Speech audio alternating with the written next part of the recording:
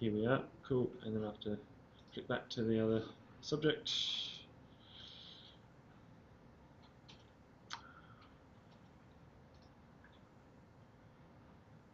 So once again, thanks for making it along.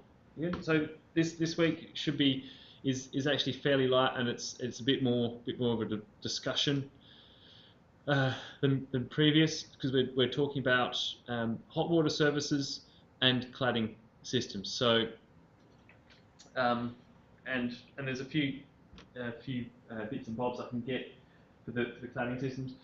What I've done also previously for cladding systems is do a walk around the TAFE here as well, because especially over, have either of you walked through toward the Flinders Uni part and done a walk through there? So there's plenty of fantastic claddings and so on display there as well. But I think we'll do that when the days get a bit longer and the weather's a bit warmer, a bit more conducive to us going out in an evening, and that will tie in well with a lot of our commercial claddings. So what we'll be looking at today is certainly more on the residential side of things. So we'll start with the hot water systems first, to get just a bit of an overview of the different types of hot water systems available and their pros and cons. So, excuse me, a long day. Yeah. What's that? I saw you at 9 here already. What's that? I saw you at 9 here already. Oh yeah. No, I'm up at 6 in the morning every morning. So types of hot water services: mains pressure hot water services, which is predominantly what we'll be dealing with. However, there are other low pressure systems. We have continuous flow or instantaneous hot water systems. Have any of you seen those sort of hot water systems before?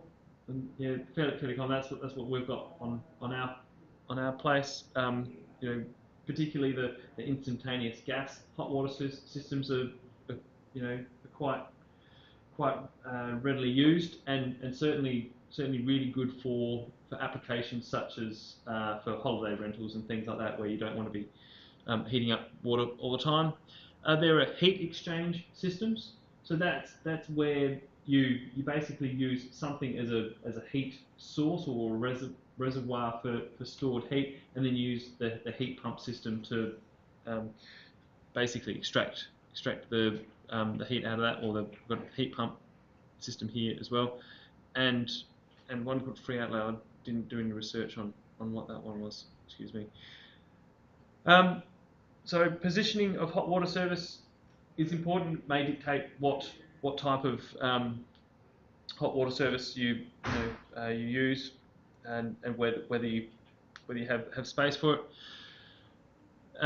So storage hot water services take up a lot of space and need to be considered in the floor plan. You can also have storage hot water services stored in the roof as well, if the roof structure is designed for it. All hot water services will have a control valve and temperature and pressure release valve, so as a safety measure to stop them exploding. So that is this valve here, the temperature and pressure release valve, and you can they can be tested periodically to see if they're working by pulling on the tab at the back.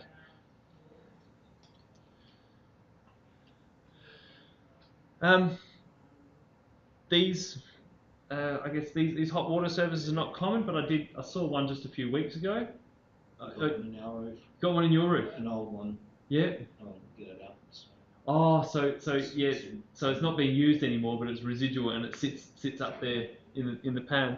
Yeah. Well, the reason I saw one of these a few weeks ago is because my neighbours, who are fairly elderly, called me over and said, "Oh, we've got water coming down into our kitchen, just a little dribble of it. Can you see what the source of that is?" So I thought it was flashing on the roof or something, maybe an issue, but it was one of these. Sits in the roof, sits on a pan.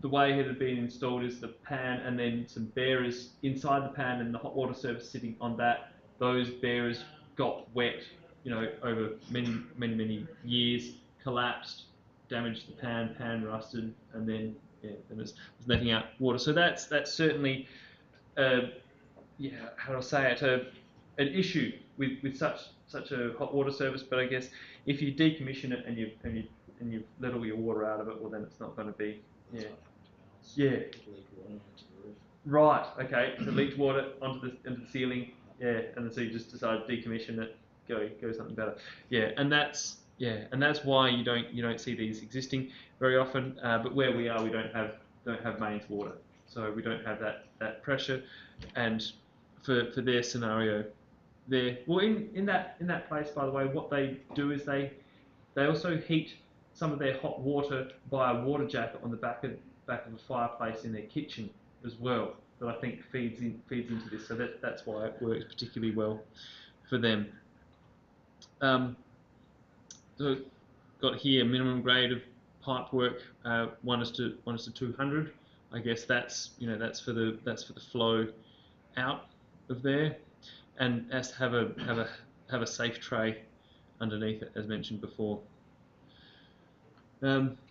So these systems will have a system that when that water is being used up, ball float will go up, open the system, same as what happens in the top of the toilet, fill that up, and then fill up the hot water service, and then it's gravity fed out of there. But yeah, a fairly popular choice, continuous flow hot water services. Can be gas or electric, but by and large they're gas.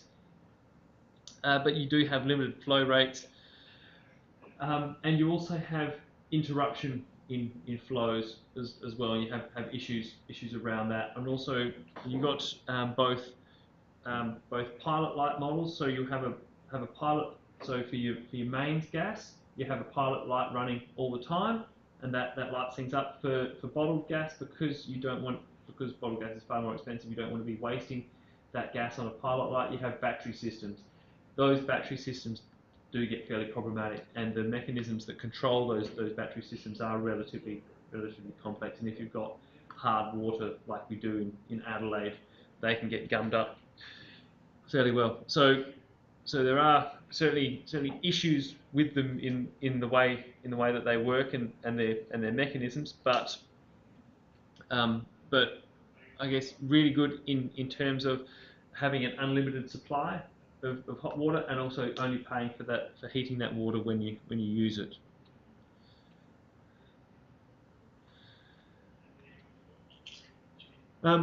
Heat exchange uses so we've got what have we got?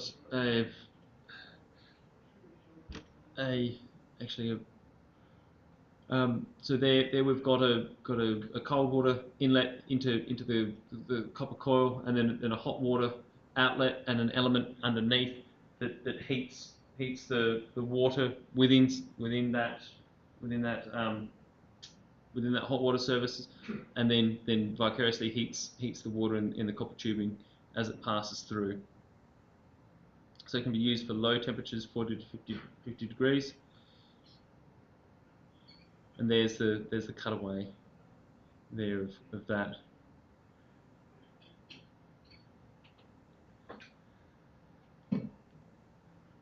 So free outlet, single outlet only, has low flow rates, and they're small capacity. But I don't know much about free outlet hot water services and where you use one of those, or if they're used. So heat pump, so more of a modern invention. It's about being energy efficient. This one uses ambient air temperature, so it's like the reverse of a refrigerator. So the way refrigerators work is that you condense gases and removing heat from when you condense them, and then those gases are allowed to expand, creating or soaking up heat from your refrigerator, and it cools your refrigerator in that way. So the heat pump hot water service works in the opposite of that.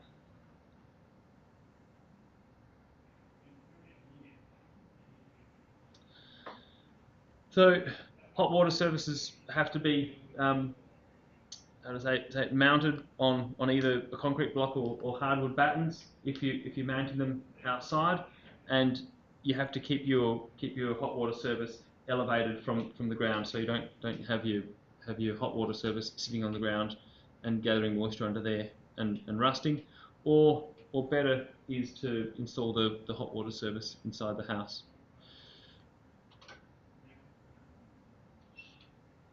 For roof-mounted hot water services, it wants to be over at least one load-bearing wall,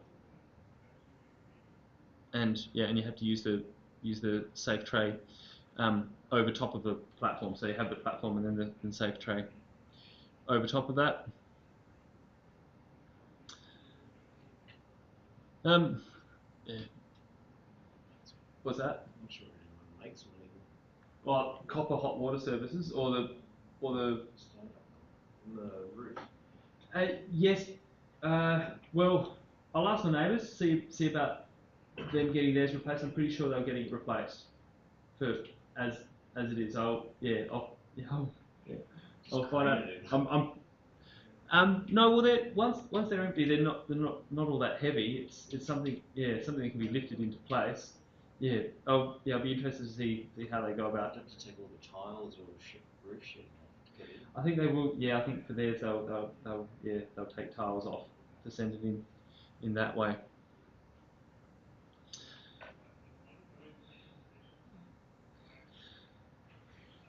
So you got copper lined hot water services, and then also mild steel hot water services with enamel lining. Hot water services should have a sacrificial anode. So the sacrificial anode, Christian, you probably know about sacrificial anodes. Yeah. Would you? Yeah. Thermostat. What's that? Pretty much a thermostat, isn't it? No. Okay. No. So I thought we'd talked about that previously in the other class. But so sacrificial anodes, that's where you have two different metals. One of them, if you've got a piece of steel and a piece of copper together, the steel is more reactive than the copper. So when you join steel and copper together, it will make the steel rust, because the copper is less reactive and it will take the free electrons from the steel. Well, actually, no, the steel will take the free electrons from the copper and will then corrode. And that's what the sacrificial anode is about in the hot water service as well. So you'll have a sacrificial anode made out of magnesium or something like that, which is going to be far more reactive than the steel casing or any of the other elements within the hot water service. And that magnesium bar will corrode instead of the steel lining. Corrode. So, and then that can be easily replaced. So sacrificial anodes, so they get used in hot water services, but also get used in boat engines as well. And for the large water tank constructions, I use sacrificial anodes on those as well. So it's about those rusting out instead of the structure rusting out. Otherwise, you can get stainless steel hot water service. So for greater longevity, and for that you don't need to have a sacrificial anode. And for hot water services, there are three main sources of energy. One of them's electricity. So electricity can either drive a heat pump, or it can power elements that heat up the water in your hot water service. There's gas for either instantaneous gas or storage gas. So you can have hot water services that heat your water and then store the hot water in the storage tank. Or there's sun. for providing power for your solar tubes.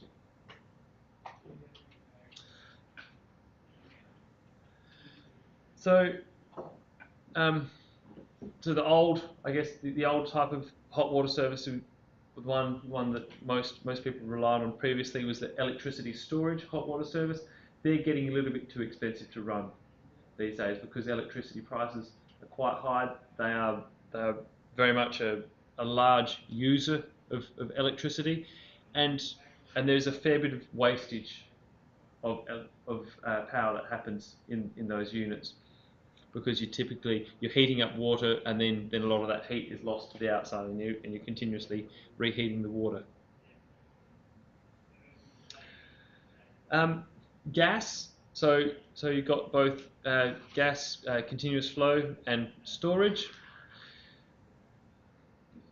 So continuous flow, as I mentioned before, fairly popular because you heat water only when you use it. And gas is also one of those things that's starting to become more expensive as well. Gas prices in Australia are quite high, and certainly for bottled gas. So if you're having to buy bottled gas, it's even more expensive if you don't have mains gas. And so there's less reliance on gas storage hot water services as well, and a lot of move towards instantaneous gas. But you can also have gas boosted storage systems as well, whereby you have a coupling of your solar panels on your roof, which primarily heat the water, and then to bring it up to temperature, it's boosted by the gas. And you can also have electrically boosted solar hot water service as well. And then your more energy efficient, so your heat pumps, they're driven by electricity. So whereas your solar, that's driven predominantly by the sun, but you might have electrical components in there to pump water, etc. So solar relies on the free energy of the sun, but it typically needs backup energy supply, because the sun's not shining all the time, and in winter time you still want to have hot showers. More affordable due to renewable energy certificates and state government rebates, etc. That's subject to change all the time. One issue I've seen with the solar hot water services, roof-mounted solar systems, though, is that I did a job for a fellow up in the hills who he's on tank water supply, and he actually ran his tank dry. He lives and works in Hong Kong, and this place sat empty for a really long time, and actually ran his water tank dry because the solar hot water system was actually was heating up that water, and there's a decent amount of evaporation happening through that, and ended up drying out his water tank from doing that and using all the water in his tank. Something I hadn't heard of before, but there is actually a continual use of water through that solar system, because you can't turn off the sun, obviously. What's that?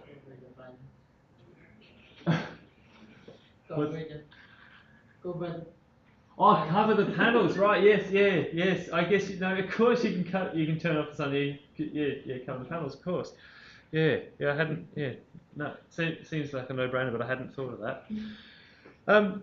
So a non-pumped system is a solar or a thermosiphon system, whereby it uses just the law of hot material rising and cold material falling. So as the water heats up in your panels, that hot water rises up and is replaced by the denser, colder water from the bottom of the tank.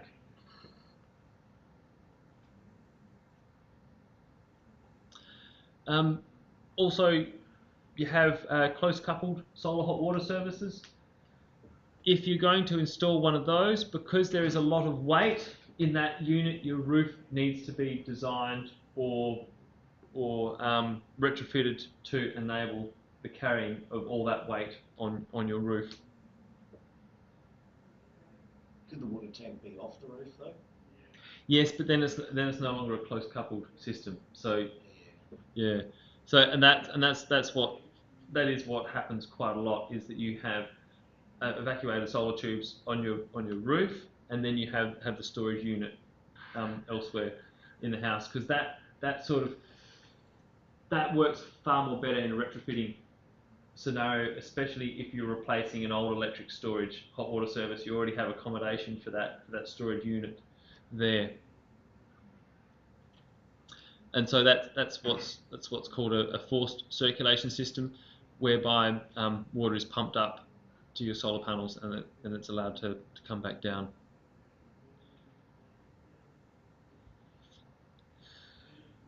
So several types of solar hot water services. So there's the evacuated glass tube, and that's pretty much the mainstay of what's installed now,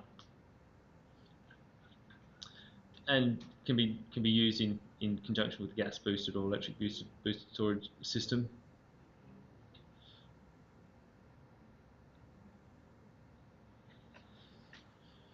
So as mentioned before, your heat pump hot water service works much like the process of a refrigerator unit, but in reverse, where a gas is compressed, and when a gas is compressed, it takes heat in. No, so it releases heat from the atmosphere. So so the compression here is happening around the tank and releasing that heat, and then it's allowed to expand and takes in heat from the air that's passed through the unit. But then this one also has an electric booster element as well, for when air temperatures are not warm enough to create or to pull out the amount of heat that's required to heat the water.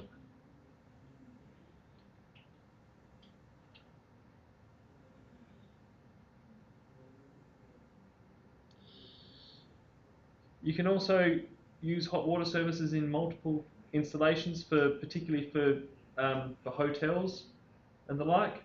So it's not really for a residential application, but because you have several different hot water services servicing the one pipe, you want to keep the flow rates the same, and for that reason the pipe work has to be identical between the units.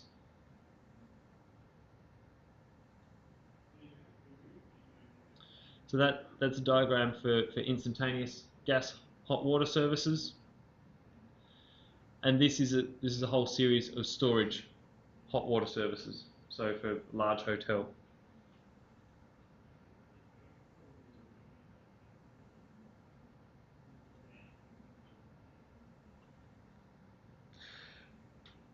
For design, it's important that you place your hot water service minimizing the run of pipe work to your most frequently used point. So it's good to have a look at your floor plan and think about, okay, where am I going to be using that hot water service most frequently? Is that going to be in the kitchen? Are we doing dishes several times a day? Are we having lots of showers? Do we have lots of people having showers? Is that going to be the most frequent use?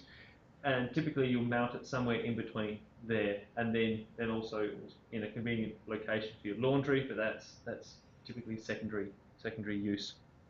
So think about the use in your household, and think about where the best placement of that is to minimise pipe runs. So for two reasons, and you minimise the pipe runs for two reasons. One is because you don't want to be heating water that ends up just losing its heat to the outside as it sits in the pipe. But the second one is you don't want to be wasting too much water before the hot water comes into effect as well.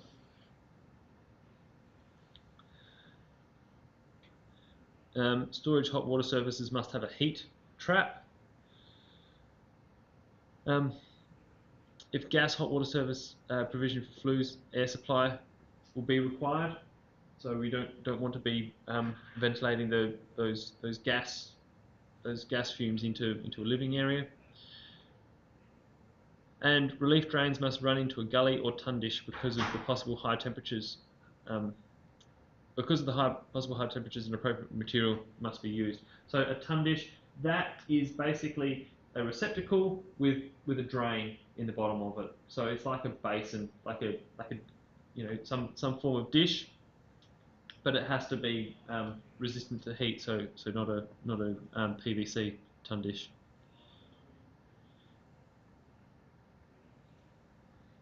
First 500 millimeters of an outlet of a hot water service has to be insulated, or 150 millimeters down the vertical leg of a heat trap.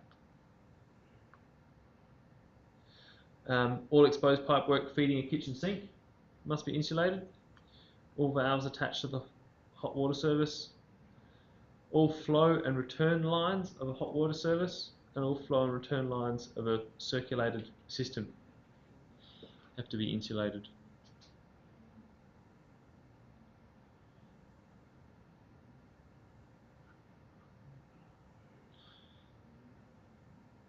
So, any queries in regards to the hot water services, or that covers everything? It's all fairly simple. Beyond that, it's about. Do the different hot water services, like gas and electricity, got different Australian standards?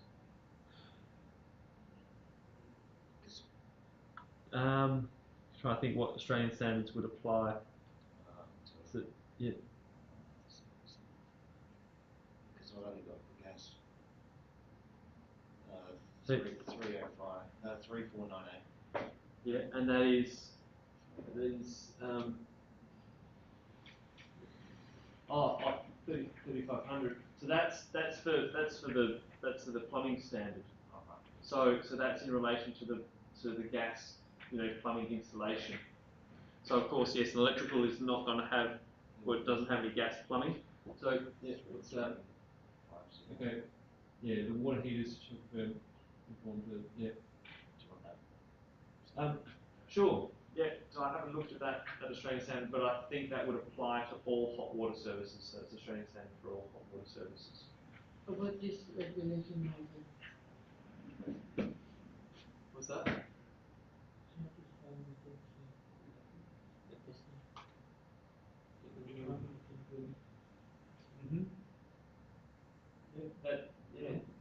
Definitely include that. Yeah, I wasn't aware of that. So new requirements are detailed in South Australian water heater installation requirement issued as part of the plumbing standards published by the technical regulator. For the Water Industry Act 2012. So they replace SA Water Direction. Yes.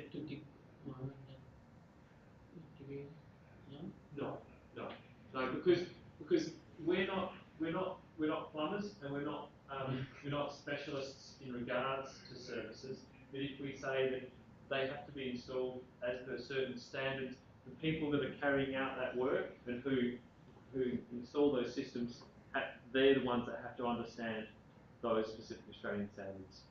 And so that one's a minister's specification. Yeah, so that goes beyond the Australian standard for hot water services. Because I think, I haven't looked at that Australian standard, but I imagine that Australian standard relates to the manufacture of hot water services, how they should be produced, and what safety mechanisms and what materials they need to be made out of. Would you refer to the product itself? What's that? To the product itself? To what? To the product? Yeah. So that's the Australian standard that dictates how they're built. Yeah, how they're made.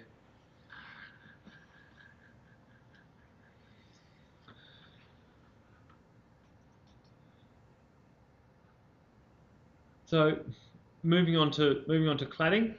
So I popped this resource up earlier on in regard to cladding systems. So are all of you aware of this particular website, the Your Home website? It's familiar with your home website. So it's quite good for a plethora of resources. But yeah, so it stipulates here, or puts it in good terms. Cladding is a non-load-bearing skin or layer attached to the outside of a home to shed water and protect the building from effects of weather. So it's a key element in the aesthetic appeal of the home and directly influences both building cost and property value. So I think that's a very good summary of of what cladding is. And so then, if we think about that, it's the external skin. That's so that includes brick veneer. It includes things like a substrate for render, be that blue board or once again bricks. Also includes things like styrofoam, which are any sort of substrate for render, and Hebel, etc. Anything that goes on the outside of the structural frame. Any other claddings, building claddings that either of you can think about? You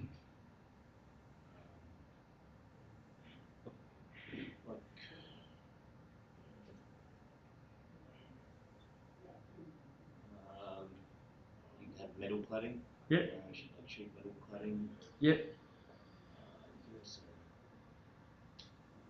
There are waterproof membranes that clad with. Right. I read some stuff. There's a membrane that you can grow grass on and stuff. Okay. Well, that's really cool. So it's airtight as well, is it? Yeah, These. it's basically a rubber mat, and then they add some other thing that permeates water through there, and little spongy material when it grows. Yeah. So growing. So you have a rubber mat, and then Oh yes, I saw that on you. Yeah. I saw that picture. Yeah. So Kingspan and Thurman. And is that only for roofing? No, you can use that for walling as well. It depends how much sun it gets, obviously. Yeah. So they've got the.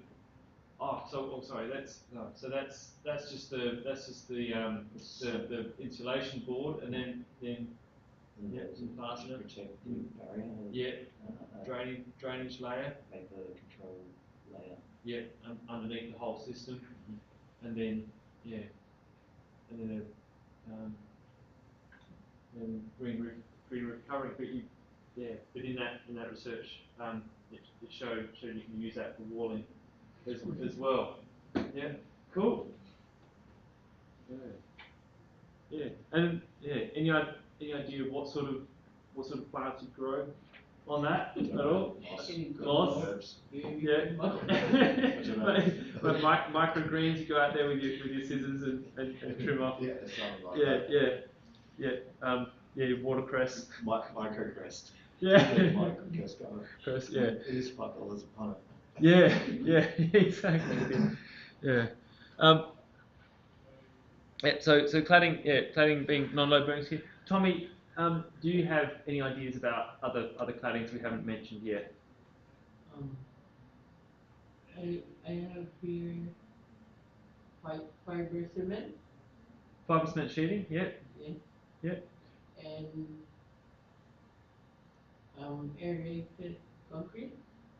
Yes, aerated concrete. Yeah. So Hebel cladding, and Hebel is either rendered or texture coated.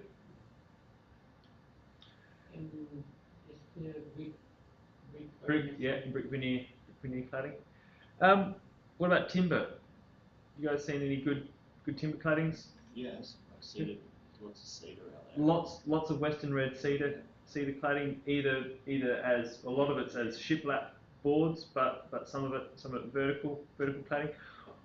Also another thing, it's I guess maybe tastes have moved on from it a bit now, but even only a couple of years ago, it was very popular vertical timber cladding as well. So in some of it in a form of screening where you have fibre cement sheet behind, batten out, and then you do a screening of vertical timber, be that like a very durable timber, like an Australian hardwood, or you also have timber cladding, which is all the just like a shiplap, but in a vertical sense.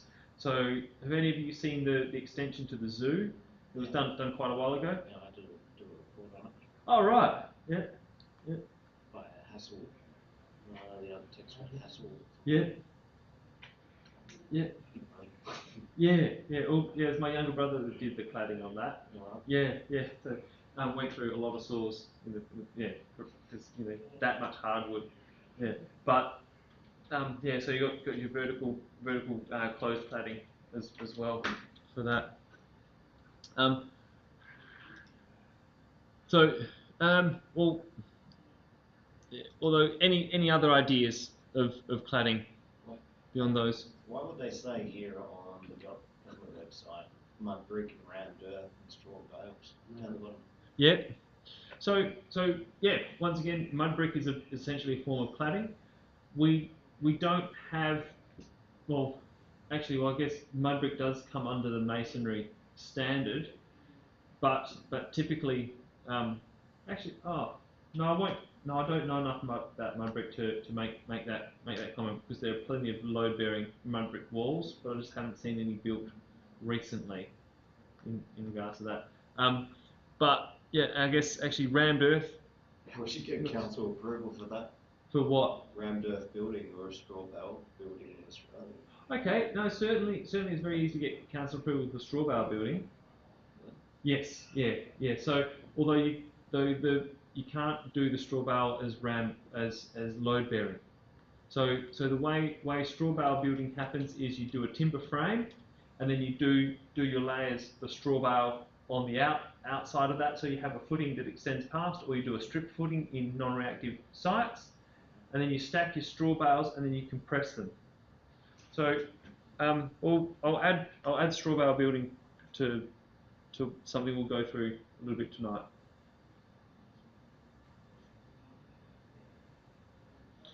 And in terms of rammed earth, there's a fair bit of rammed earth which has gone on. Have you seen any rammed earth? Yeah. I saw it on Grand Design. Yeah. Yeah. They're filling in it. They're filling in the earth. They use car tyres and fill in the earth. Oh right. Yes. A couple of weeks ago. Yeah. So in terms so earth ships essentially. So yeah. That I don't know about the compliance aspects that relate to that. So although the way that you can view anything in regards to compliance is it's either there's a section in the NCC or an Australian standard that says it's deemed to satisfy if you meet these requirements, or you can have an engineer specify that if it's produced in this fashion, it will perform correctly. And I assume that's how you go about getting like a rammed tyre structural wall to be approved. The only application I've seen of those rammed tyre structural walls is within earth berm houses where they're used as a retaining wall, and then you build out from that in the earthship fashion. Yeah, I haven't seen, and that's what they would have done on Grand Designs. I don't think he had council approval, but I think it's just a hippie guy who just went along and built it. Right, yeah, went along and built it without council approval. So there's been one of those places built in Summertown, so it's up in the hills here. I don't know about their council approval, but I assume they did get council approval for that. Yeah, so look at straw bale. But I discussed rammed earth with you last week, didn't I, in regards to masonry? We had a sorry, yeah. Actually, neither you were you, Tommy, here for last week for rammed earth. So okay, well, so I'll include rammed earth as well.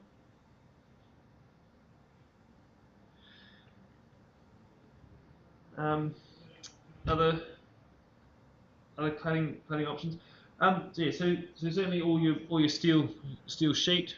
Well, I guess these ones down here, precast concrete, mud brick, rammed earth.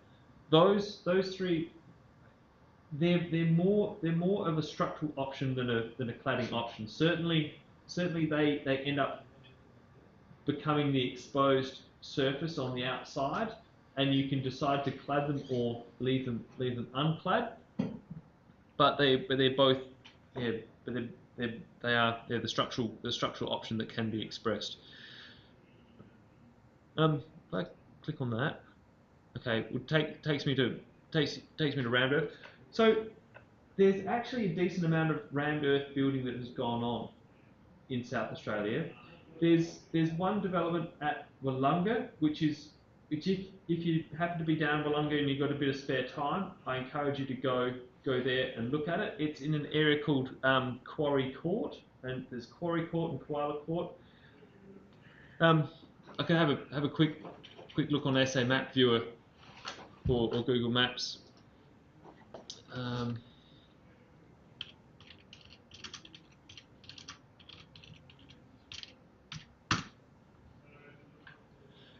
Maps, and we'll quickly show you. Oh, you are there on the weekend? Yeah, well, stop by and have a look. So, oh, sorry, not Koala. We've got Kookaburra Court.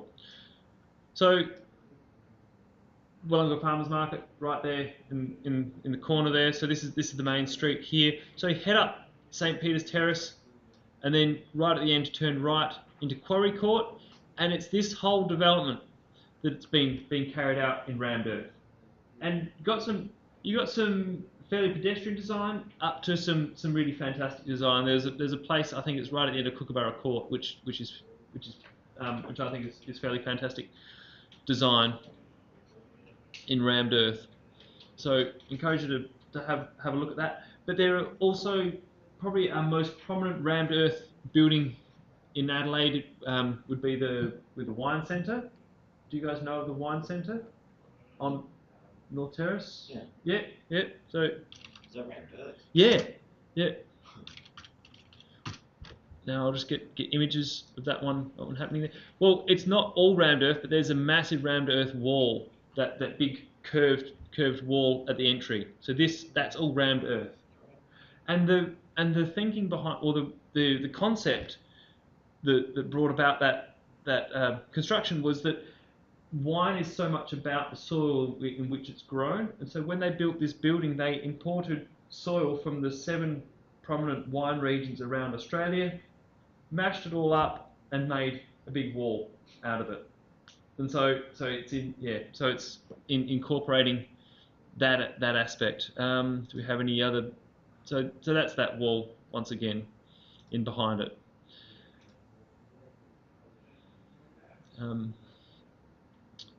So this is a fairly typical view of rammed earth. Well, this is how it often comes out, where you see this striation happening in the wall. That's as your various layers of earth get set into the formwork, and then they're rammed both with hydraulic rams.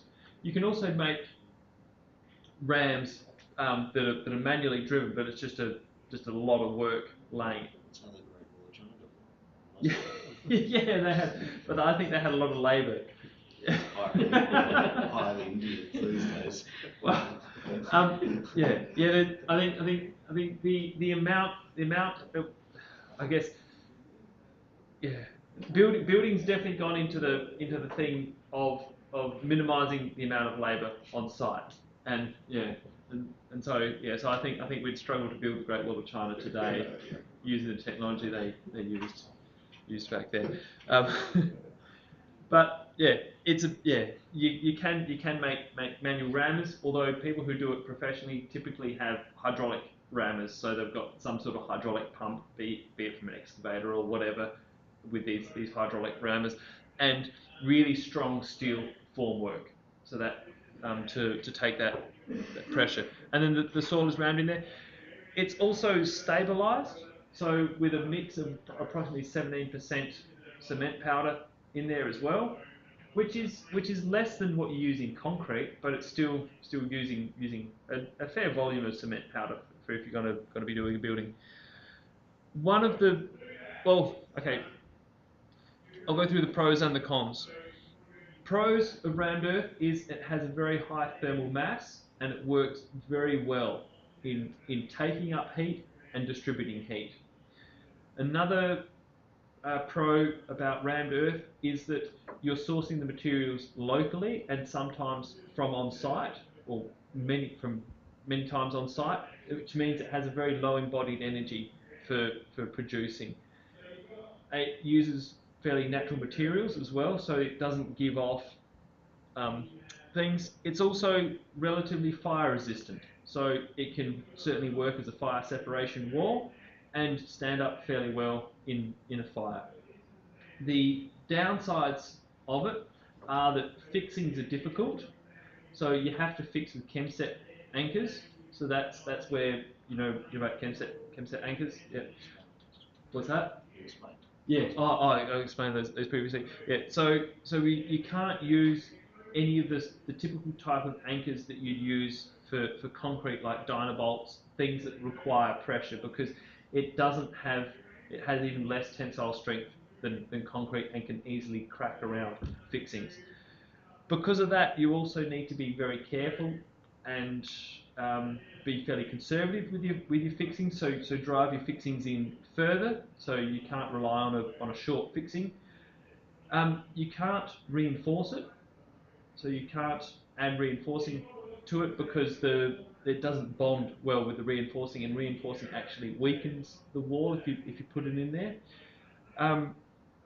Because it works fantastically as a thermal mass object, taking in heat and giving out heat, it performs very poorly as an external wall. So its insulative value, its R value, is extremely low, and that's probably its biggest downside, is that it really doesn't work very well as an external wall. It works fantastically as a load-bearing wall and supporting weight, but it works much better if you can design it as a spine wall going through the centre of the building to use that thermal mass rather than being as an external wall, losing a lot of your heat or gaining a lot of heat through it. How would it sit on the foundation? So you run a so either you have your slab and you have an internal beam incorporated in your slab underneath that wall, which is typically the way you do it, or if you're on quite a stable site, then you can just use a strip footing underneath.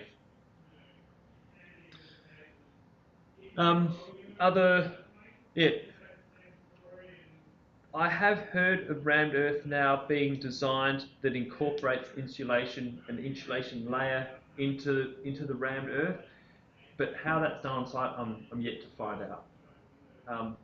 And I'm mildly sceptical of that. Although possibly you could use one of those steel-lined freezer panels or so for internal in your rammed earth. But then I imagine that's also getting quite expensive. That's another downside of rammed earth. It's not the most expensive material by any means, but it's not really cheap construction either, because it is fairly labour intensive. So if you want to read a little bit more about that, there's all this on your home website, but it will probably I think we've covered pretty much all of that in the discussion.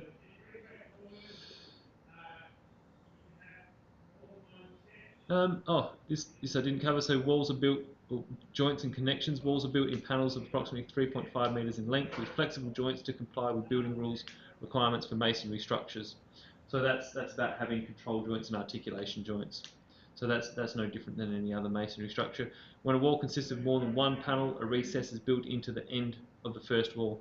The second wall then moulds into this to lock the walls together for lateral stability. So they have keyed joints for locking your walls together.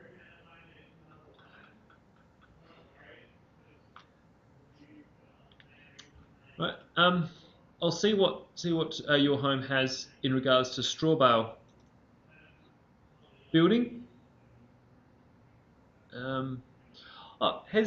Have either of you been to a place called Christie Walk in the city?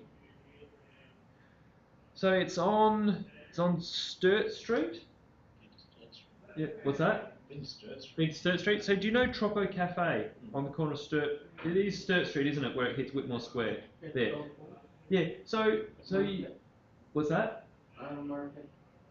Morford. Yeah. So Morford Street comes in, hits Whitmore Square, and then you got Sturt Street coming in. I can look at it on Google Maps again.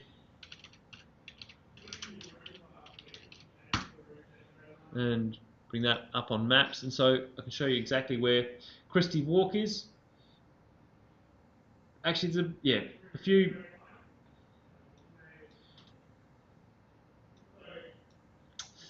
Now I reckon it does have a lane hooking up to the back of it. I reckon that might be Evans Place there, and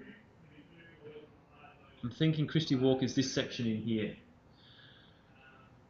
So that's all. A lot of the buildings there have been built out of straw bale, and so that's an inner city high or medium density development, predominantly done in straw bale. So this building that you can see here, that's a 2 or 3 story building constructed in straw bale. They've also got other straw bale buildings on there that have green rooftop gardens as well. And then there's a block of units at the front which have been made out of Hebel cladding in the front there, and that was, I guess, Hebel's become very much a mainstay in construction now. But when they were done, that was all pretty new and pushing the envelope. So that development there was it was a development done with environmentally friendly architecture in mind, and to show that it is possible to do well-designed, socially socially cohesive housing in an affordable fashion in the centre of the city. And it's been a very successful project. I think it's a pity that not more of that has taken off, because it is actually quite a nice place. I haven't been there for a while. I don't know anybody who lives there now. But yeah, had some friends living there at that place a while back. Yeah, so it's because it's a private residential development. You shouldn't just go wandering through there yourself, but they do take tours through. So they have an information place at the front, and you can put your name down for next time there's a tour. Also, there's also a place called the Food Forest out at Gawler. Have either of you ever heard of the Food Forest? It's an interesting little farm. Basically, it's about biodynamic agriculture, but they do straw bale building workshops there at the Food Forest, and they have several straw bale buildings there. So I'll just quickly see what there is online about the Food Forest.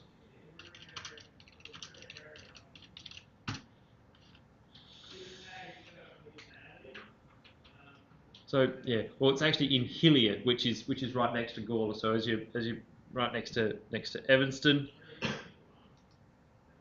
Never been to their website, so you'll have to excuse me about not so much knowing my way around here. Courses. See if they've got something in regard to straw bale building. Oh, there we go. October 27th, 28th, building with straw bales. So they've got one coming up, fairly expensive workshop though. Yeah, we'll just have a quick look at that one just quickly.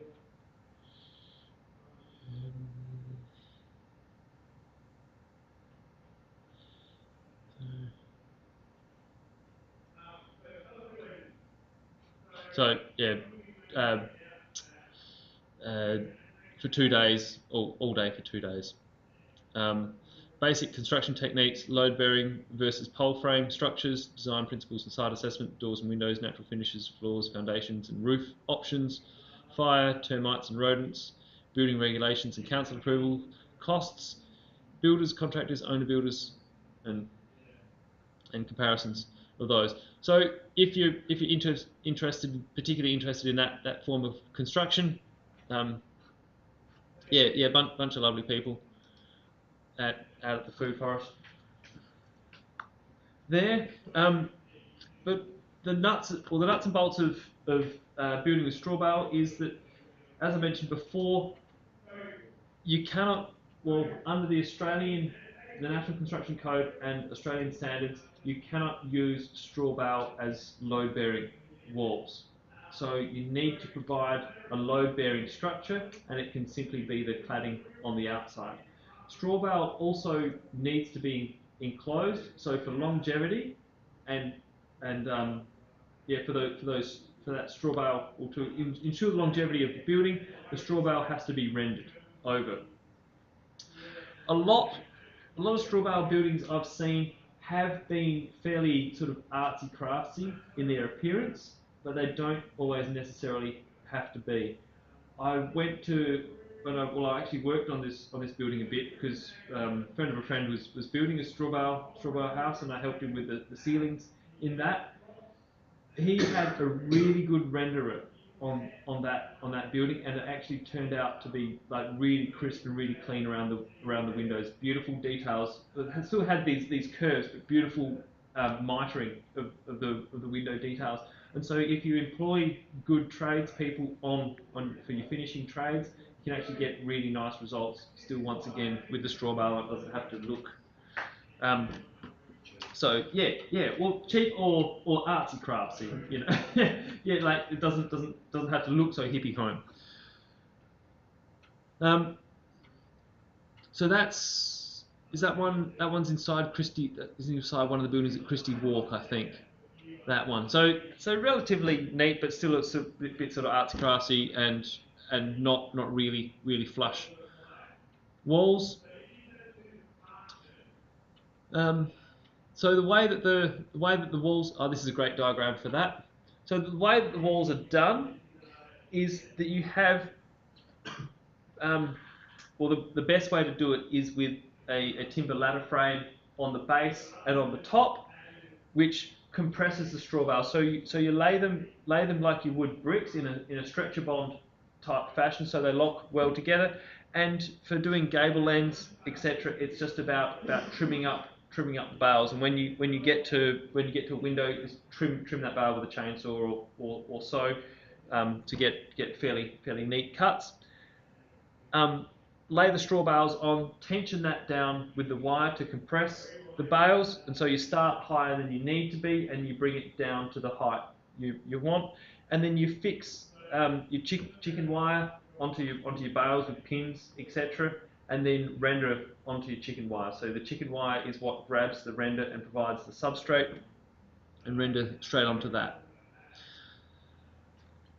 So the reason, so the pros about straw bale is it's all very recyclable. If you were to demolish that house, okay, yes, you've got some cement render, etc., which will have to be crushed up, and you might use that for a bit of road or something like that. That's waste material. But then your straw bales, they can just be turned out into the garden or composted or whatever. Of course, your timber can be recycled or it can also be burnt or composted. Steel can be recycled. So it's using a lot of natural materials that at the end of the life of the building, there's not a great deal of environmental impact from that. It also has very high insulative value. So the R value, it does depend on how much you compress the bales, but very high R value for your walls. So you get fantastic insulation. And it's also continuous insulation. If we were to insulate a standard timber frame wall by packing insulation in there, still the timber studs convey a lot of heat or transmit a lot of heat. With your straw bale, it's continuous insulation, so you don't have I'll say that those the areas where you get heat passing through. Cons of straw bale is that it is fairly. I was going to say it's fairly manually intensive because you've got to do the laying of the straw bales. But then again, in comparison to brickwork, they much easier to lay than bricks. Much quicker. You're not using any mortar. You're dealing with units which are much larger and also in the main fairly light, so fairly malleable. Other cons might be, yes, it is difficult to get good rendered and smooth finishes, but I've seen some good rendering done on straw bales, so I'm not sure that's always necessarily a con. Maybe that's more a reflection of the type of people that would choose to use straw bale. Can you guys think of any pros and cons of the straw bale beyond what I've mentioned? Yeah. So it's a cheap way of building, but I guess you still have to have a timber frame. Cladding a timber frame in a sheet cladding is also a cheap way of building. And I guess yes, one con is, well, actually I was going to say you're not going to use straw bale on, you're not going to use straw bale on a suspended floor slab, because when you render it on the outside, if you have any flexibility within your structure, that expresses itself in the render, and that's an issue. But yeah, certainly one thing I'd be interested in is a combination of that idea that you brought up before about green walls and about this substrate and being able to grow green things on the outside of a straw bale building. If you've got that waterproofing membrane behind it, keeping the straw bale perfectly dry. There'd still be that risk of moisture. There's still definitely that risk of moisture. It's about the waterproofing. You'd want to be very sure about your waterproofing behind it. Yeah. Anyhow, so I think that's straw bale. Right, to go from an incredibly environmentally friendly material to basically the antithesis of that. Well, I don't look. Actually, no. I shouldn't say things like that. So it's not the antithesis of an environmentally friendly material. So the styrofoam cladding has come about as a response, well, partly as a response to the requirements for insulation in buildings, being able to provide that insulation very quickly and easily, and also your expanded polystyrene cladding enables once again that continuous insulation layer, so you don't have the heat transfer through studs, etc. So click on. I was hoping to get some better pictures on that. We've got in preparation. No. Okay. So, but I think probably the main driver of expanded polystyrene cladding as a substrate for render is cost and time on site. It's incredibly quick and easy to install and to fix to the studs, and very quick and easy to cut as well. And then you get this substrate for render, be that a roll-on texture coating finish, or actually a rendered surface on the outside of that. So when you're doing the assignment, Mm-hmm. do you have to write about the cladding system compared to your wall structure? I think it is important to mention that, because when you do have limitations of, so when a cladding system imposes limitations on your wall structure, I think that is an important thing to mention. And certainly when you have, or vice versa, if you have a wall structure that impacts upon your choices of cladding system, that should also be mentioned. And I think the same goes for cladding systems and the interaction with your footings as well. That's probably where you've got greater sort of flow-on costs and limitations associated with the weight of your cladding system. So like the straw bale, mentioned the straw bale, any sort of rendered finish, even this polystyrene, you would not use that on a suspended floor or a suspended slab because of the movability of that structure. You'd only do that as a slab on ground system. So yeah, there is polystyrene cladding, and the sizes. So you got standard sheet sizes of 2400 by 1200. So these should be very familiar numbers from other cladding products. But those panels can be cut very easily, and you can also get sizes and thicknesses made to order as well. Downsides of expanded polystyrene cladding is it is extremely flammable. And yes, if you coat it with a render on the outside, you're protecting that polystyrene cladding, but it doesn't take much impact to break, render, and bust corners on polystyrene cladding. It is not a very strong substrate. You can get somebody like a little kid on their bike do damage to a polystyrene cladding. So at ground level, certainly fairly vulnerable. Where I first saw it getting used was in gable ends. So you had buildings whereby they would do a cladding like the stick-on stone, like you're talking about, or they'll do blue board and render. But then when it comes to the gables, because it's so quick and easy to cut this polystyrene cladding, they'd use it all for gable ends, and that's all fine because it's up nice and high. People aren't going to be banging into it with bikes and scooters and shopping trolleys. Well, not that you have shopping trolleys at home, but prams, all these sorts of things. It's not vulnerable for that, but you also do see it used now on lower walls. So does Hebel though. Like Yes. I've seen. I know when my next door neighbour was building his house, they were kicking in when they saw it. They were kicking the panels. Why? To try and make it fit. Oh, So right. The builders were kicking the panels. And there was a footprint because they just painted over it. And you could see a footprint. Oh, yeah.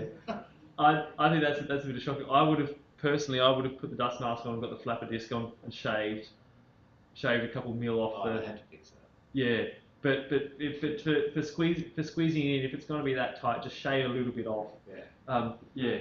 No, that's it's more a story of bad building practice, I think, than fallibility of materials.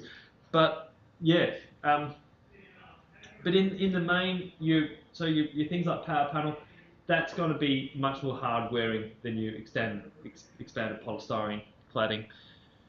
But also, once again, if you say, for example, your child runs into your house with a bike and damages your render with your power panel substrate, it doesn't make it any more flammable. With the expanded polystyrene cladding, if you go chipping that render and you're in a bushfire prone area, then it's sort of recipe for that house going up in a bushfire scenario. But I think expanded polystyrene in a bushfire scenario is recipe for the building burning anyhow. So certainly limitations of that. And also we're talking about the structurally SIPs before, and I said so the first application I saw that was used in chicken sheds and so on. Another application I saw used very early on was for a couple of places up at Loxton that were A-frame houses. So basically it was structurally insulated panels creating an A-frame, and then built the houses inside that. One of those houses burnt down. That's how I got to see them, and it was just a pile of twisted or sort of bent, curved bits of metal on the ground, basically after it burnt, because that core, that expanded polystyrene core, is very flammable, and once it goes up, it sort of burns a lot of things around it. So this expanded polystyrene cladding is something you should definitely know about because it gets used a lot now.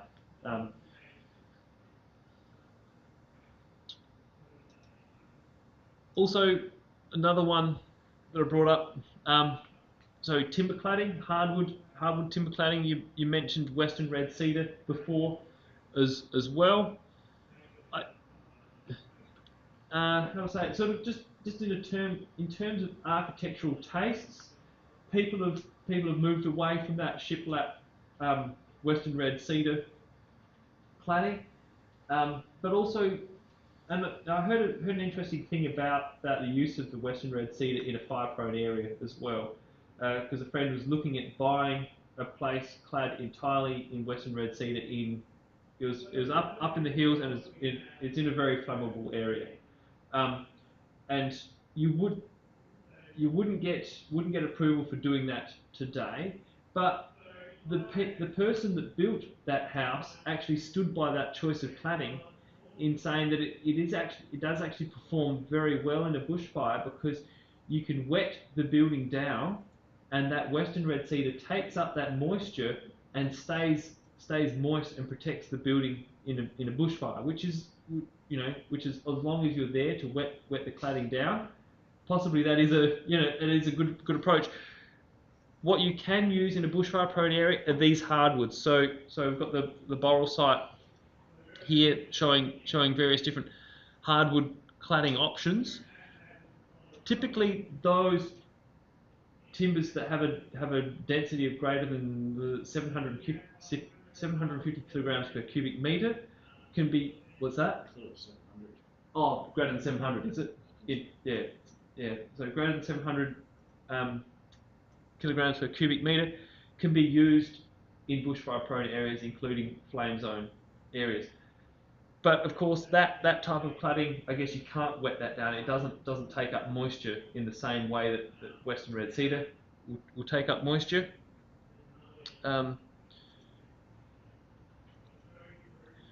But yeah, so pros of using hardwood cladding. So I guess, well, I consider it a pro. I think it's a beautiful aesthetic, and it marries well with modern architecture and also older historic architecture. It's one of those materials that you can use as a bridging material between those two styles. Other pros, yeah, I guess no, there's not a great deal of pros beyond aesthetics. Okay, yes, it's a natural material. It's a material that at the end of its service life is not too detrimental to the atmosphere or to the environment.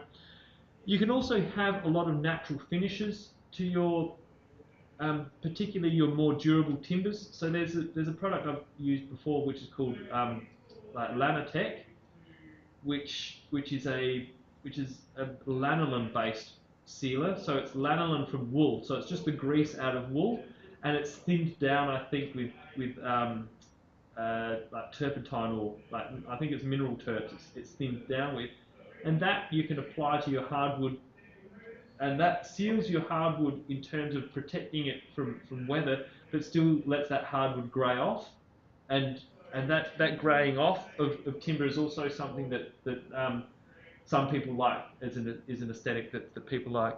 Have any of you seen buildings built with hardwood cladding with the intention of them greying off before? Yeah. So yeah. Yeah, that's okay. I don't expect you. Yeah, it's not something which is widely done. I'm trying to think of the name of the place. It's out the back of the Grampians as you drive through the Grampians. It's a place called the Royal Mail Hotel, but I can't remember the name of the town. Yeah, I know that it's famous for a restaurant. It is famous for its restaurant and its kitchen garden. It's just outside. It's not far from Melbourne. No, it's not that far from Melbourne. Bray? No, not Bray. Dalesford? No, it's not Dalesford. I do think it starts with a B or a D. It's something, yeah. I think it starts with a B. But yeah, the name will probably come to me as I'm driving home tonight. Anyhow, so yeah, at the Royal Mail Hotel, out the back of that, they've done a lot of accommodation using hardwood cladding like this, and there's an amazing view of the Grampians from that place. And what the architect chose is to finish the timber with a natural finish that enables that timber to grey off. Have you found it? Dunkeld. Yeah. So the town of Dunkeld. That's where I've seen it used used to good effect. Yeah, possibly. Well, okay, maybe we can have a quick look at. The other day on Grand Designs, they built a house completely made of glue lamps, every single wall and roof, and then cladded it in hardwood. Right. It was on this week. Okay. I might have a look at that. 2 days ago. Hmm. Well, that picture sort of sums up what I was wanting to speak about. So it's about choosing timber and a finish that ends up greying off, and it blends in well with the natural environment. And that I guess is also another pro of this material. So yeah, so you got that. Yeah. So got that beautiful view of the grampians and the natural setting, and allowing the timber to take on that hue is a nice thing to do. Yeah, I'll check out that Grand Designs maybe even later tonight. Yeah, that'll be interesting, because there are issues with glue lam and exposure to moisture and weather as well. You have to ensure that it's not, so it's not typically used as an external material for that reason. They put a membrane definitely over the roof. Just want to do that. Yeah. Yeah. And they definitely cladded the outside with The hardwood cladding, yeah. So it's about using glue lam as the structural component, basically. So it's like, in a way, it's like using CLT. Unfortunately, that's right. We had a bit of discussion last week also about CLT, which is cross-laminated timber, and ICF, which is insulated concrete formwork. I haven't spoken to either of you two about either of those technologies, have I? Before. So yeah, I think we'll definitely have time to cover some of that tonight as well. But I'll keep going through the cladding systems. So that's your natural wood. How do I say it? Downsides of using natural timber and hardwood cladding is, depending on the type of finish you've chosen, you need to keep reapplying. So there's that maintenance aspect to it. Another downside to it is that hardwoods particularly expand and contract with moisture as well. You do have to get your detailing correct to allow for that expansion and contraction of the timber, and still ensure that you don't get moisture entry into the building. And although it looks incredibly good when it's all new and it's very flush, you can get that waviness happening through prolonged exposure to moisture. Other downsides, okay, expense. So it can be quite expensive. There are certainly cheaper options, but there's certainly a correlation typically between the cheaper options and the environmental credentials of the sourcing of that timber. So you do have you have certainly some sustainably sourced timber, but then also incredibly environmentally destructive sources of timber as well.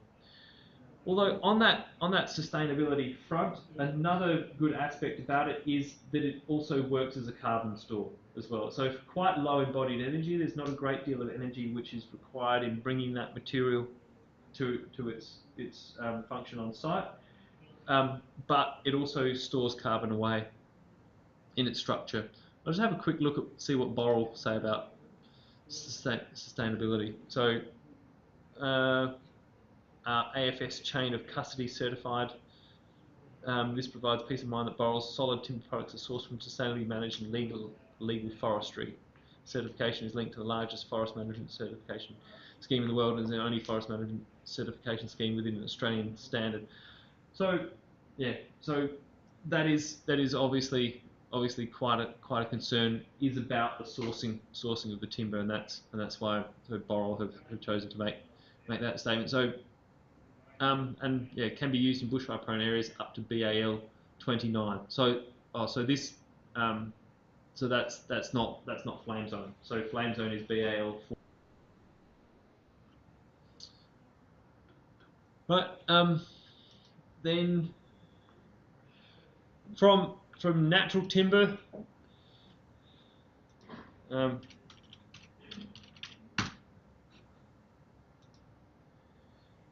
Have any of you seen this stuff before? So there's inner wood, but then there's some other products which are like inner wood as well. Have anybody seen any of that before? Yeah, restaurants and stuff. Yeah. So it's I guess essentially it's synthetic timber. It uses timber sawdust combined with plastics to produce something that appears to be timber but is far more durable. It so its reaction to moisture is or it doesn't react to moisture in the way that timber does. I can't think of the prices off the top of my head because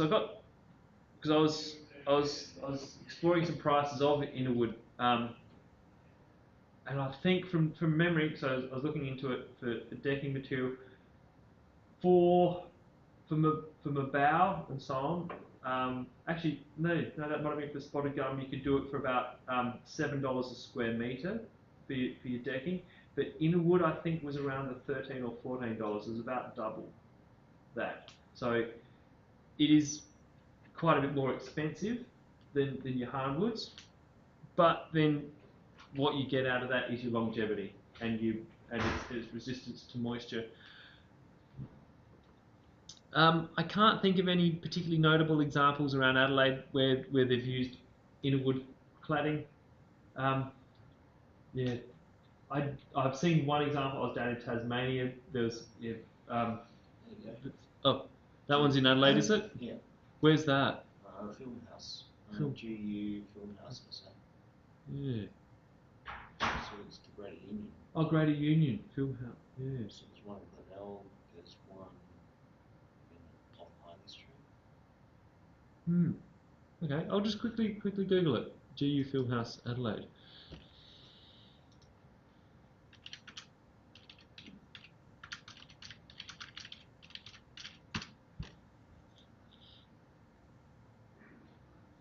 So yeah, so off Harney Street, so 128 Harney Street. Yeah. Oh, so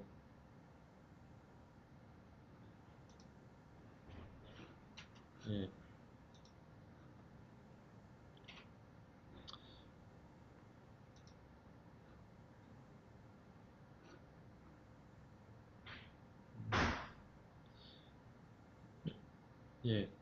Yeah, I don't know. I haven't ever been there, but yeah, possibly that's the one on between Harley Street and North Terrace.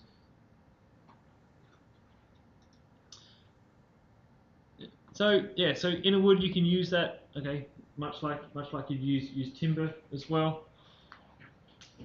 I've actually, strange enough, specified it as a packing material before between or at the back of cement slabs for a retaining wall, because it can be cut to size and shaved down to just the right thickness, but it doesn't react to moisture, so it works much better than timber in that regard. It's the one in Glenelg, is it? Yeah. Oh, I'll bring it up on the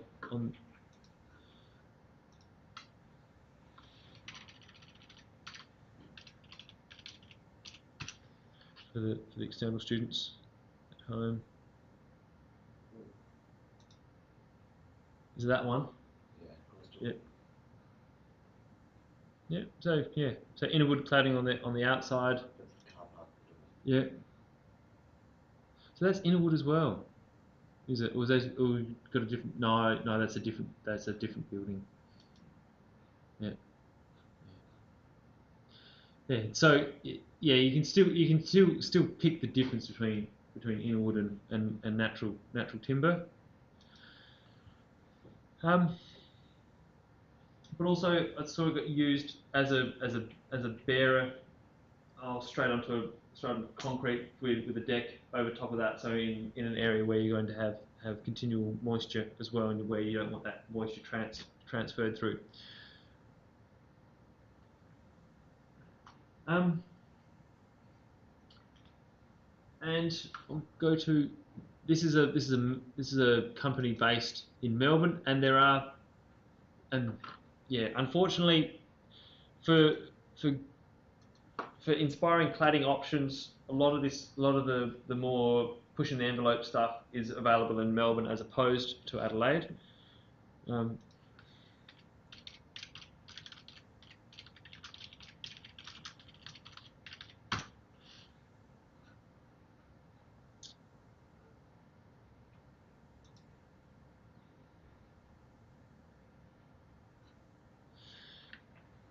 So a bunch of fantastic, well, interesting products from the dealt by this company here. Let's go. So well, we've got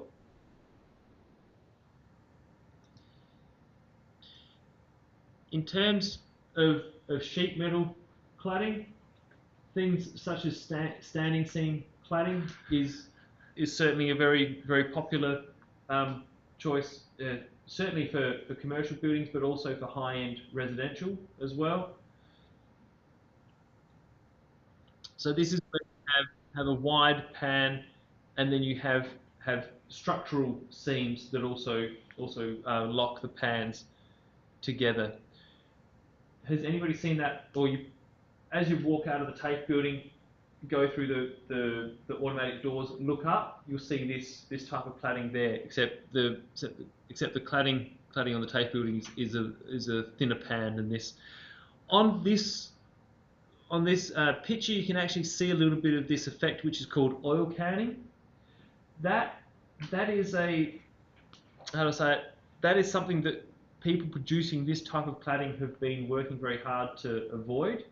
Is that and although I don't necessarily see that, for me that's not always an aesthetic drawback. There's a building across from the TAFE here which joins up from the drill core library. So right on the towards South Road from here, you'll see a building that has a lot of Corten steel on the face of that. There's another building behind that that's what's actually attached to the drill core library. That has a standing seam cladding that has a lot of oil canning happening in that cladding, but I think it actually looks really good in that.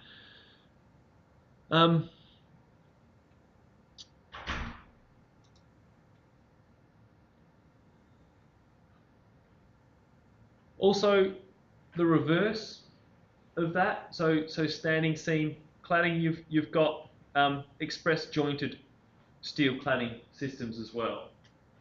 So it's where you've got the vertical seams happening.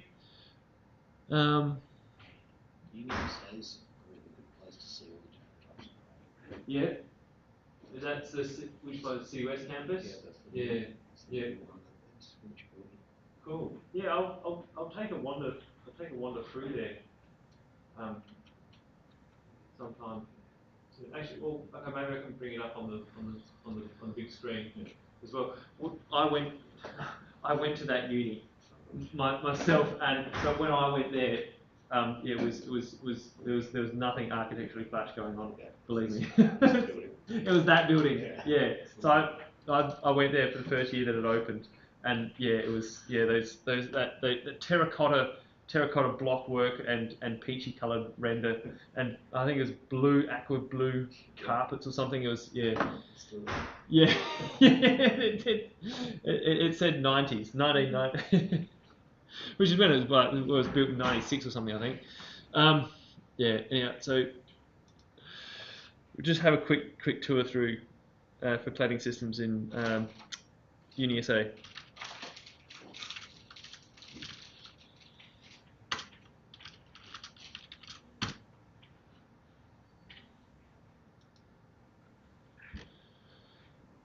So But here at the TAFE is actually a really good place to see a lot of really good cladding systems as well. So yeah, I guess we're digressing a little bit into more commercial architecture.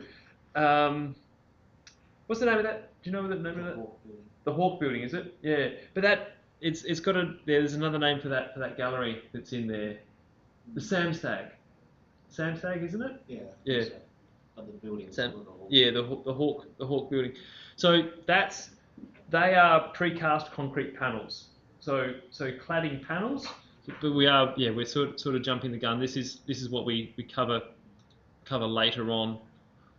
And so there's that's a conceptual, isn't it? Yeah, it's not a real one. It just sort of got me with the motion blur on the person. Well, it is a real building. That's the Jeffrey Smart building. Yeah, so that has been built, but this is the concept initially for that. Yeah, that is the concept. Yeah, it's a decent rendering, isn't it? Yeah. So what we can see in that one is, well, we've got off-form concrete and then curtain wall glazing.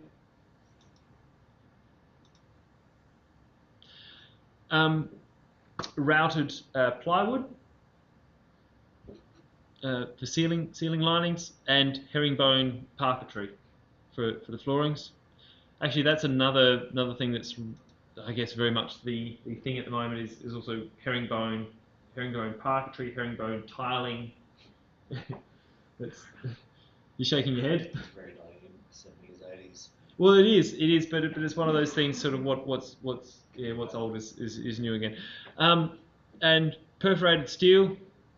Or was that was that the same image I had before that I thought was plywood, or was that a different?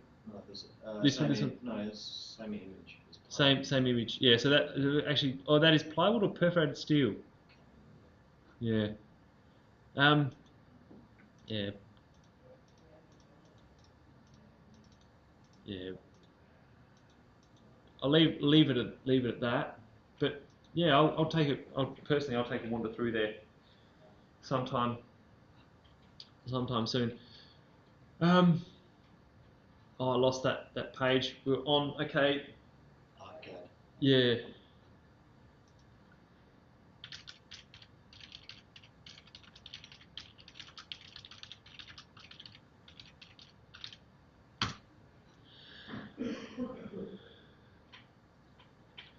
And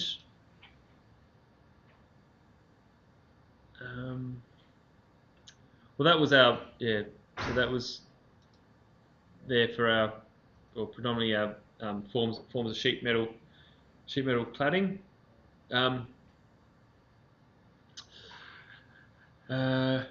Any of these others we want to have a look at? So an aesthetic similar to your Aluka bond, etc. as well, and also some of your fibre cement sheet products that have express jointed. Right, now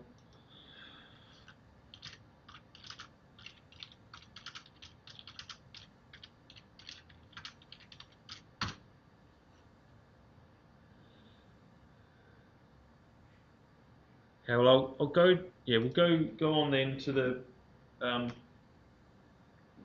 quickly look at the James Hardie website in terms of their fibre cement sheet cladding as well. Actually, yeah.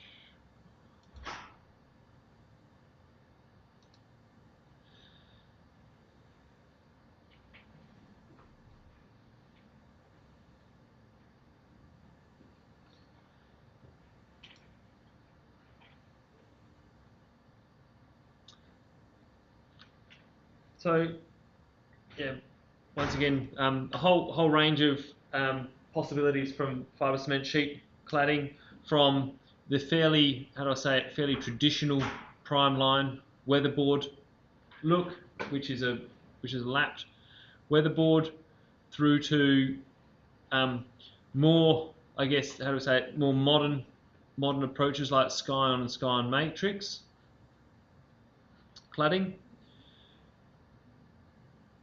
But they also have an expressed jointed cladding system as well. So it's not really working for me here.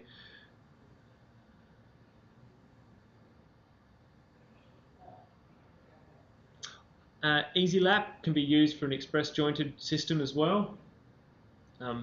Hardy Easy Lap is where you have those 10mm joints expressed. But let's look for Exotec system. So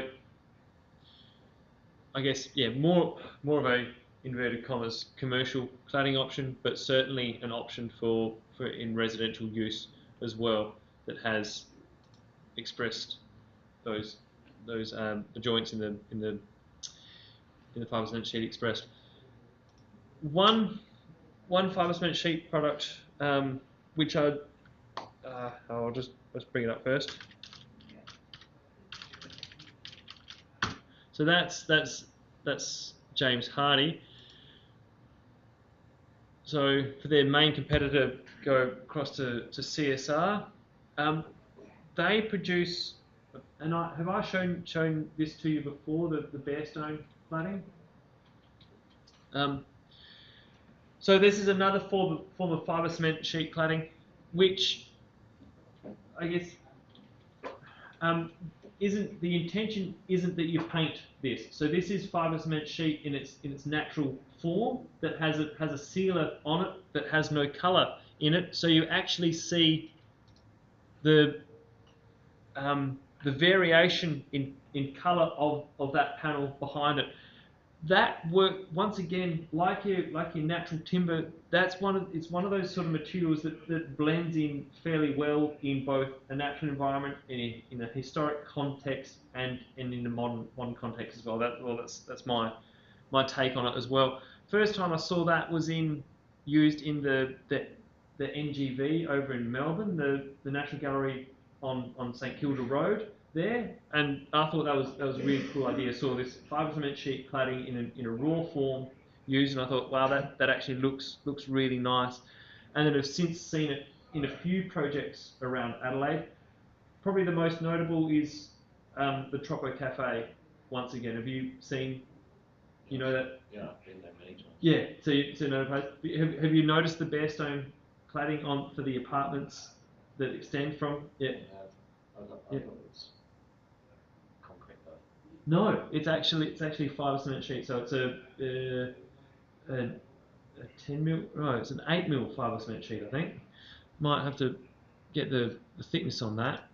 Yeah, but it's actually, it's fibre cement sheet, and it has those express joints. And the way those express joints are created is you have a backing strip, which is a top hat backing strip that has this this membrane on the front of the backing strip, and you fix straight onto that.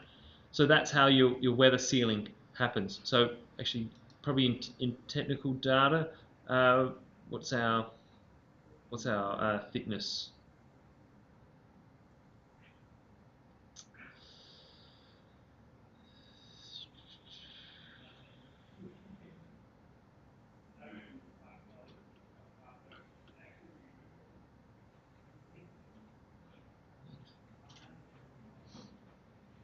Yeah, I'm not getting a panel, not seeing a panel thickness on here. I think it's 8mm, but it might be maybe more than that. But yeah, but the intention of it is to keep it in the raw.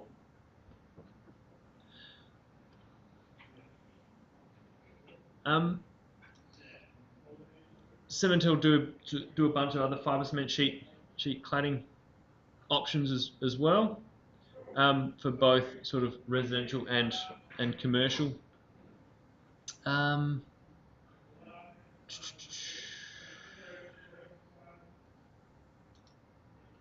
All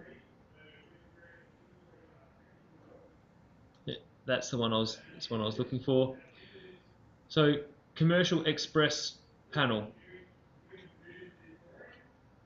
It's once again it's like that Aluka Bond type aesthetic, that finish, but it's created with fibre cement sheet and a fairly glossy coating on the fibre cement sheet to look like that, you know, that those metal, those aluminium sandwich panel claddings, and so it's far more fire resistant. If anybody's seen the new ARC swimming centre on Lower Northeast Road in Campbelltown there, Ross Trevor or whatever it is, that's used this stuff to a fair extent. Yeah, but it's once again a commercial type cladding that also has its residential applications.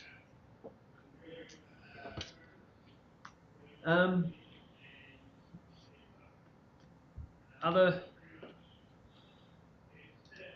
good cladding resources.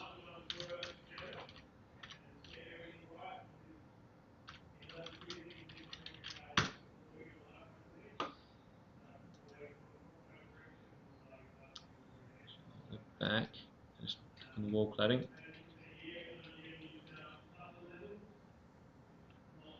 Got some decent images happening on that. No, but so to move on from fibre cement sheet cladding options, then you've got your metal profiles as well. So it's certainly a thing for a while to use custom orb sheeting on the sides of buildings. People have moved away from that a little bit, but still it's certainly quite a sensible option for building. But you've also got your various other different profiles. We spoke about the standing seam cladding earlier on. With this with the standing seam cladding, they have the problem of oil canning, the pans getting all wavy at the bottom. With this one, they claim to have solved that oil canning, so you get a very smooth finish on this one. So with the Max line, I was to bring up some images of Max line.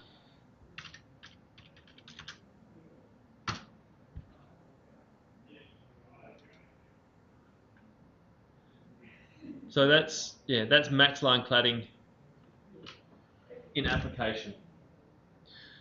So Max line cladding, that's named after a fairly famous South Australian architect called Max Pritchard, or developed in conjunction with Max Pritchard.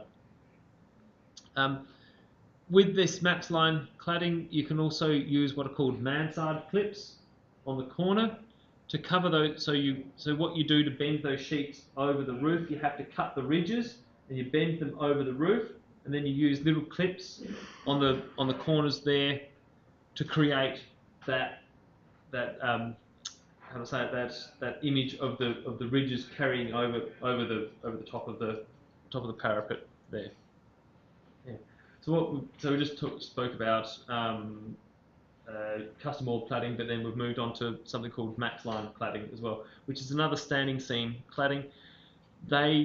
So Revolution Roofing, who produced it, have claimed that they've solved the oil canning issues that you have with your traditional standing seam cladding. And I was just showing the mansard clips on the side of that. I'll go back. But beyond that, yeah, you got your lower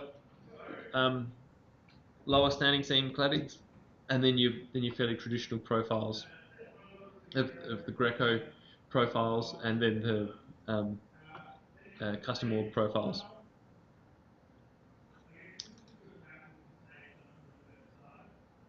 Actually, that looks, yeah. Actually, that's a cladding system I hadn't. So that's true mid, which is a profile which is between your mini orb, which is really fine ridges. It's somewhere in between the mini orb. That actually looks really quite neat. I haven't seen a mini orb type cladding used in a really neat fashion before. That one looks fairly good. And so once again, standing seam.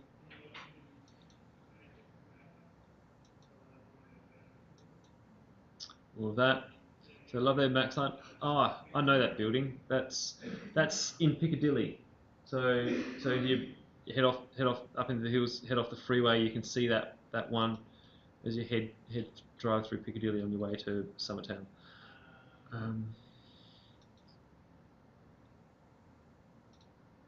So there's a lot of pictures of max line. Once again, rammed earth. Well, actually, that appears to be rammed limestone. So with your rammed earth, you can also use crushed limestone to produce rammed earth walls. It gives that lovely blonde texture to it.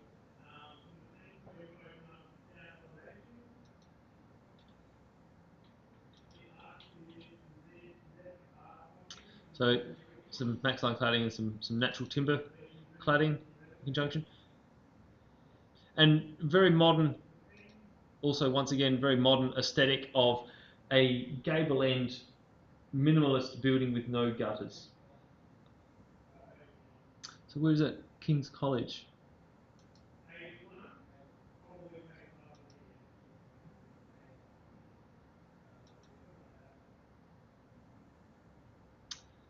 That was, yeah, I can't think where that house. Is that what it says? What? No. It looks like it. Oh, the House of Chow on Hutt Street. Yeah, yeah. And some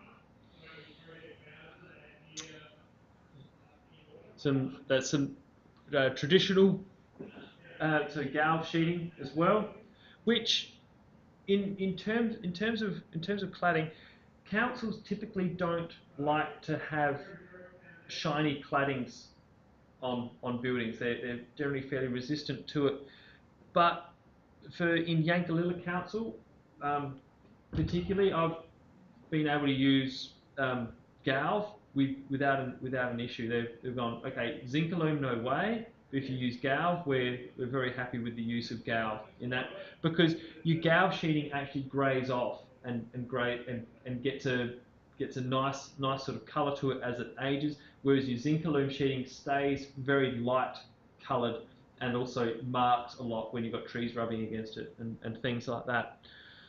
So that's a consideration as well. If you're going for this particular type of aesthetic, a more traditional look of a silver roof, typically councils are a bit more conducive to the use of galv as opposed to Zincalume on that. Yeah. And yeah, once again, galv sheeting here. So galv, you can sort of pick the difference between that and Zincalume because it has that fleck on it. And some more rammed earth cladding. I was hoping to see some of their Corten steel stuff. I just accidentally somehow went back a whole host of jumps up on me.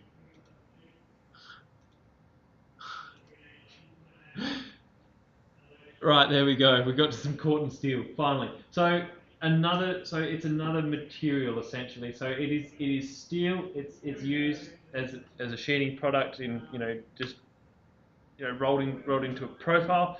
But Corten steel, when it rusts, it bonds to its rust, so it doesn't continue rusting.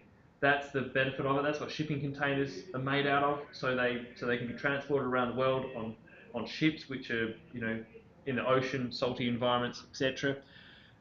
But once again, one of those materials that is gaining popularity or relatively popular. Isn't it out the front of the tape? We've got a lot of Corten steel around here. Yeah. So there's Corten steel as you enter from here. The drill core library out across there.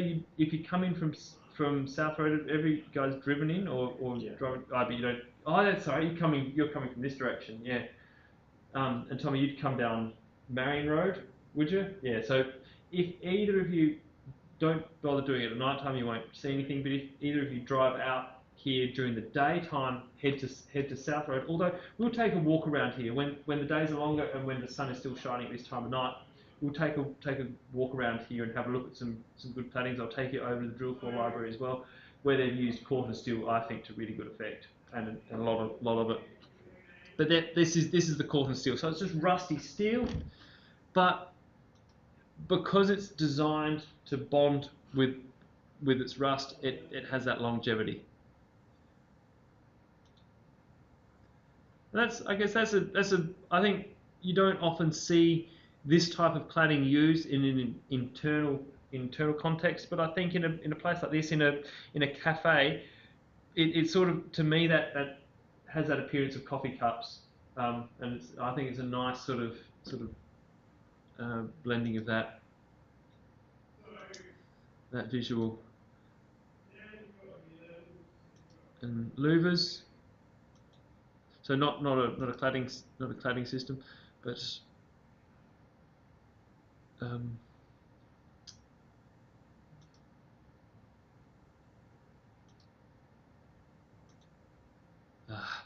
right. Well, that's they want to keep it. All right. We'll get away from it. So yeah, so I just wanted to show you some of their options there as well. That's unless either of you. Well, that's right. We're going to speak about CLT and ICFs as well, and probably that's the extent of the acronyms. Because I did that last week and recorded